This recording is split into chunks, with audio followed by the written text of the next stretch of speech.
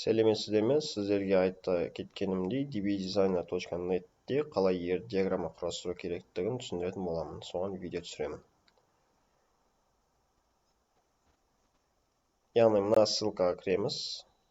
Егер сіздерде, скорее всего, регистрация жоқ, аккаунтыңыз жоқ болған кезде былайынан басып, осы жерден регистрация жасауыңыз керек. Менің жағдайымда менде аккаунтым бар.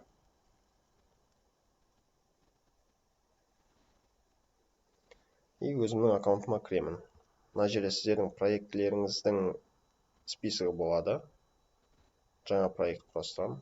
Пока менде қазір ештеңе жоқ. Жалпы интерфейсі келесідей. Мына жоғарыда схема, яғни біз жаңа схема құрастырамыз. Бар схемамызды ашамыз, который сохранителген сақтау үшін компьютерде. Темплейт қандай да бір шаблондар, свойства, шар, яғни бөлісу, импорт. SQL кодтан импорт жасайды, қателеспесем. Edit. Бәрін выделить ету, назад, вперед, и insert. Біз жұмыс істейтініміз мына insert бойынша. Яғни insert table таңдасақ, немесе alt клавиатурадан басатын болсақ, бізде осылайынан сущностьтің таблицасы деп айтуға болады. Солны создавать ету үшін арналған. Так, view. Мына жерде options қандай да бір настройкалар бар. Так, давайте русский таңдайық. Сосын foreign keyдің иконкасын көрсету үшін, автоинкремент свойствосын көрсету үшін нотын алды. И default values, яғни қандай да бір значение по умолчанию қойылса, осыларды бізге көрсетсін, чтобы подробно түсінікті болу үшін.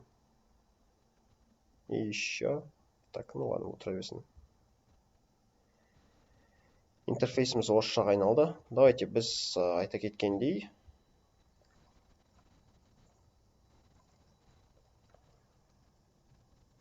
студенттерді, группаны и группаның руководителі бар.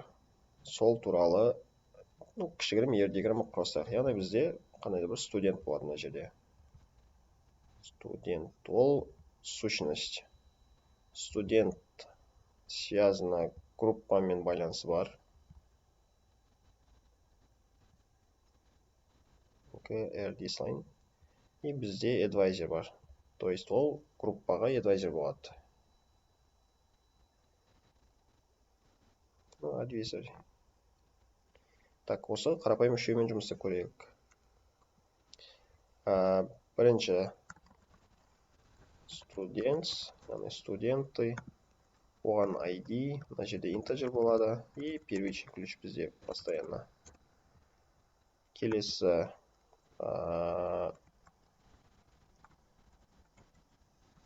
last name, ол varchar 255, уникальный емес. И бізде фамилия осылай. Так, сосын first name.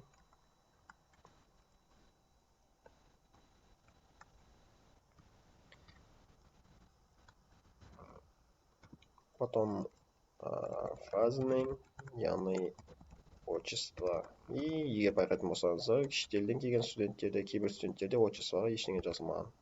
Значит, бізде разрешить ноусты қалдырамыз. То есть белгілейміз. Келесі. Давайте email болсын, varchar. Одан кейін date of birth. Ол бізде дата типта.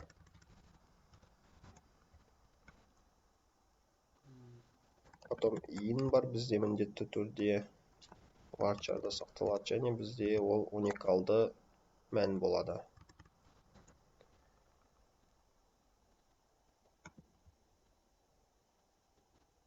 Келесі. Пока осыны қалдырайық. Alt-таны басам. Группа. Міндетті түрде ID.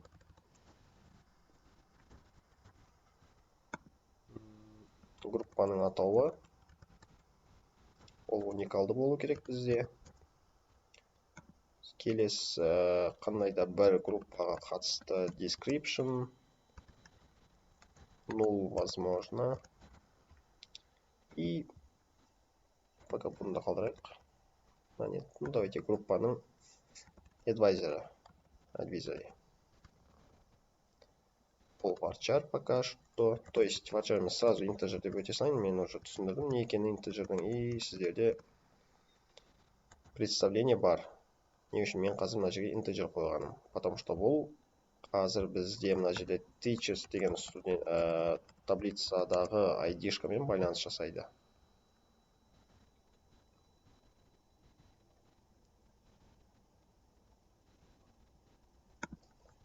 Яғни ID бізде integer первичный ключ. Тоже last name.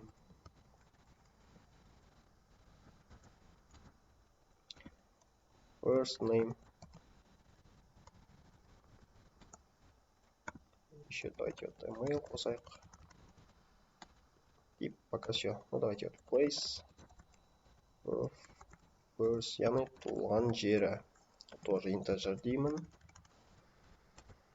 Не үшін екен қасқайттан түсіндіреміз, жұмыс істейміз сонымен. Мына жерге тоже place of birth.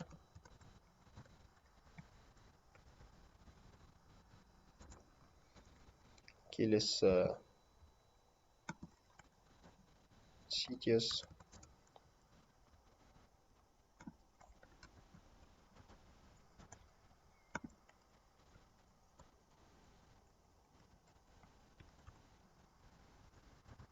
Unicode дата болу керек. Description, код. Яғни бізде телефон номердің коды болу керек. Ол да уникалды болсын. Енді қараңыздар, place of birth, ол бізде внешний ключ болады. Яғни ағылшынша foreign key. Және ол байланыс жасайды мына CTS пен CTS-тағы ID деген столбецқа. Обновить. Вот бізде мынандай байланыс пайда болды. Мына жерде то же самое. Внешний ключ, CTS, ID, обновить. Вот осындай байланыс жасады. Егер қараңыздар, вид, опции, вид, тип линии и с прямым углом бассақ, ол бізде мынандай тікбұрышты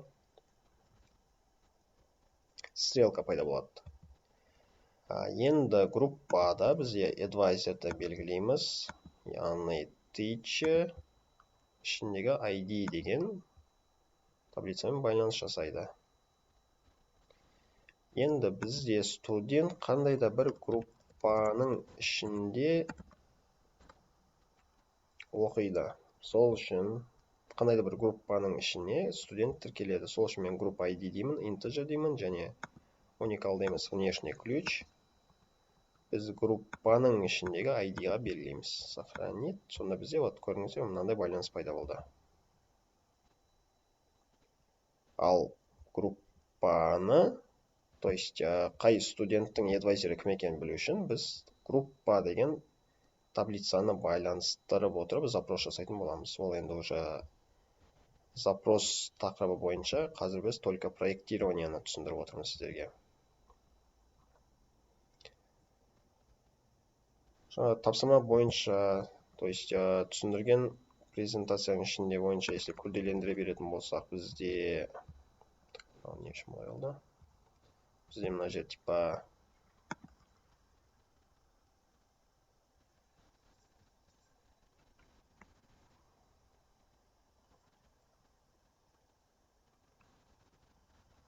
бізде типа отделение таңдауымыз керек болады, типа русское отделение, либо казахское отделение, либо же английское отделение деген сияқты. Сол үшін departments деген таблицаны құрастырамыз. ID, integer, первичный ключ, потом name, varchar, уникалды болу керек, уникальные значения, и еще қандай-то бір description, там заметка жазу үшін. Делік. Бізде мына жерге department ID деп белгілейміз, integer, және внешний ключ болып табылады departments деген таблицаның ішіндегі ID-ға. Сонымен бізде келесідей байланыс орнатылды.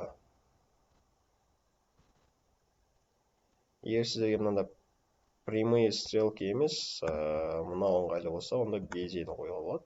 Ол кішкене либо әдемілеу деп айтуға бола ма. Жалпы жұмыс істеу процесі dbdesigner.net сайтында осындай. Сонымен қатар экспортты басып, то есть сперва сохранить аламыз.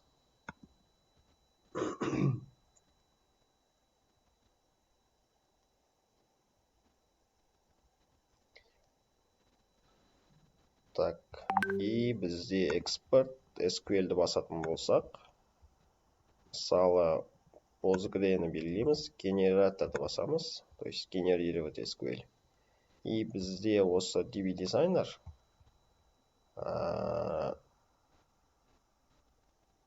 Postgre субадада осындай таблицада базадан создавать ету үшін, осындай таблица создавать ету үшін арнайы SQL код жазып береді. Яғни create table студентте ID бар, ол serial, там еще мына жерде primary keyді сразу белгілейді, уникальное значениені белгілейді. Сонымен қатар ең астында бізде primary key мен foreign keyді өзара байланыс жасайды.